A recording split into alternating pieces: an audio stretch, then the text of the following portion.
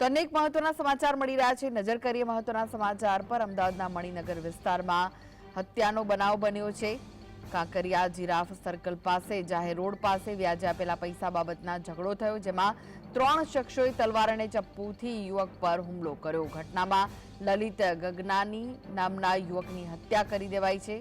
તો આ મામલે ભાવિક ઉર્ફે ભાવેશ ઉર્ફે જય ભોલે કૈલાશ અને અન્ય એક સામે ફરિયાદ નોંધવામાં આવી છે। તો આ વિશે વધુ માહિતી માટે જોડાઈ ગયા છે સંવાદદાતા વિરેન્દ્રસિંહ ભાટી। વિરેન્દ્ર, અમદાવાદના મણિનગર વિસ્તારમાં હત્યાનો બનાવ બન્યો છે, શું વિગતો?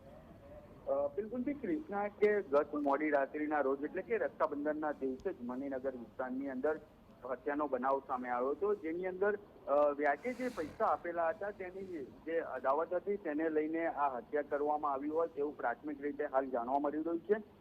તદુપરાંત આ જોવા જઈએ સમગ્ર વાત તો કાંકરિયા જીરાફ સર્કલ આવેલું છે તે લોકેશન ઉપર જાહેર રોડ ઉપર યુવકની હત્યા કરવામાં આવી હતી, જેની અંદર 3 શખ્સોએ તલવાર અને ચપ્પુના ઘાથી યુવકને લોહી લુહાણ હાલતમાં એટલે કે હત્યાને અંજામ આપ્યો હતો, જેની અંદર લલિત ગગનાની નામનો યુવક છે તેની હત્યા કરાઈ હતી। અને આ હત્યાને અંજામ આપનાર યુવકની જો વાત કરવામાં આવે તો ભાવિક ઉર્ફે ભાવેશ તેમજ કૈલાશ અને અન્ય વ્યક્તિનું નામ સામે આવી રહ્યું છે।